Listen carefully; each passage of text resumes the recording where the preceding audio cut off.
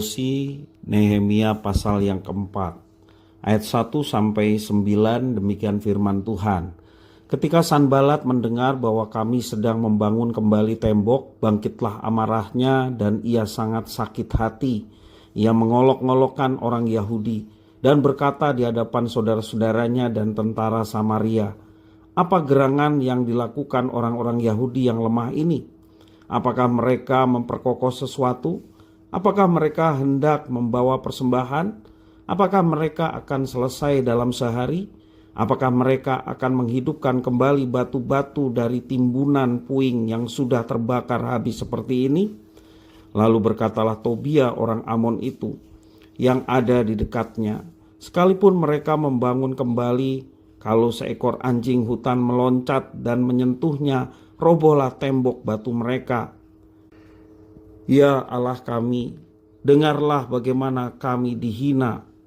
Balikanlah cercaan mereka menimpa kepala mereka sendiri dan serahkanlah mereka menjadi jarahan di tanah tempat tawanan. Jangan kau tutupi kesalahan mereka dan dosa mereka jangan kau hapus dari hadapanmu, karena mereka menyakiti hatimu dengan sikap mereka terhadap orang-orang yang sedang membangun. Tetapi kami terus membangun tembok sampai setengah tinggi dan sampai ujung-ujungnya bertemu, karena seluruh bangsa bekerja dengan segenap hati." Ketika Sanbalat dan Tobia serta orang Arab dan orang Amon dan orang Asdod mendengar bahwa pekerjaan perbaikan tembok Yerusalem maju dan bahwa lubang-lubang tembok mulai tertutup, maka sangat marahlah mereka. Mereka semua mengadakan persepakatan bersama untuk memerangi Yerusalem dan mengadakan kekacauan di sana. Tetapi kami berdoa kepada Allah kami dan mengadakan penjagaan terhadap mereka siang dan malam karena sikap mereka. Demikian firman Tuhan. Pembangunan tembok baru dimulai dan tantangan dari luar juga dimulai. Sanbalat marah dan sangat sakit hati, bahkan mengolok-ngolok orang Yahudi. Mereka menghina dan meragukan kualitas pekerjaan dari orang Yahudi membangun kembali Yerusalem. Nehemia berdoa dan terus mendorong rakyat untuk bekerja dengan semangat. Ujung-ujung tembok mulai bertemu dan lubang-lubang sudah tertutupi. Hasil kerja itu membuat Sanbalat dan komplotannya semakin marah. Mereka merencanakan perang dan kekacauan. Sekali lagi Nehemia dan rakyat berdoa kepada Allah.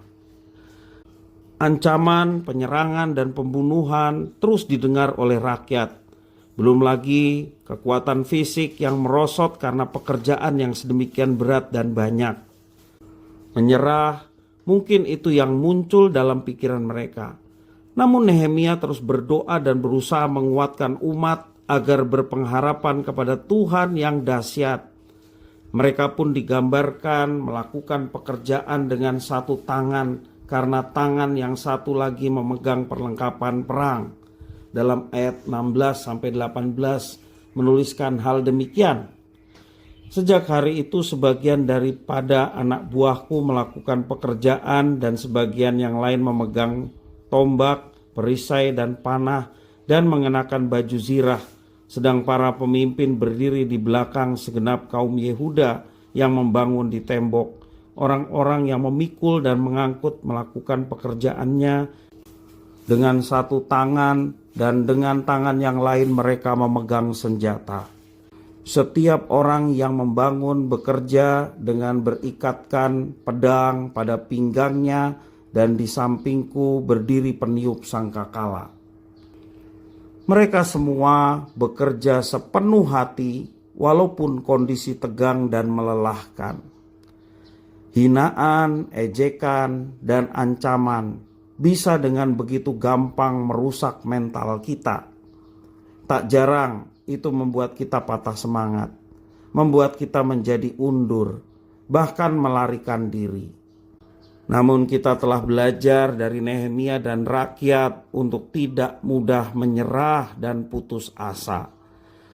Justru pengalaman iman mereka harus menjadi pendorong bagi setiap kita untuk bangkit merendahkan diri di hadapan Tuhan dan memohon kekuatan Tuhan agar kita makin maju dan berkembang.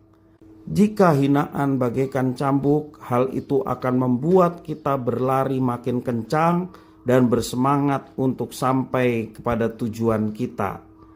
Hinaan bisa muncul di tengah kehidupan keluarga, di tempat kita bekerja, dan di banyak tempat yang lain. Kita bisa saja dihina karena lemahnya kemampuan, buruknya penampilan, atau aspek-aspek lain yang membuat orang menghina kita. Jika kita dihina, mari kita tetap ekstra hati-hati dan tetap berada di koridor yang benar. Tetaplah bersemangat dan berkarya. Penghina akan bersorak jika kita gagal dan kalah. Maka dari itu, kita harus menang dengan berdoa kepada Tuhan yang kuasa dan penuh kasih, dan juga bekerja tanpa mengenal lelah. Penghinaan akan luntur. Tuhan Yesus memberkati.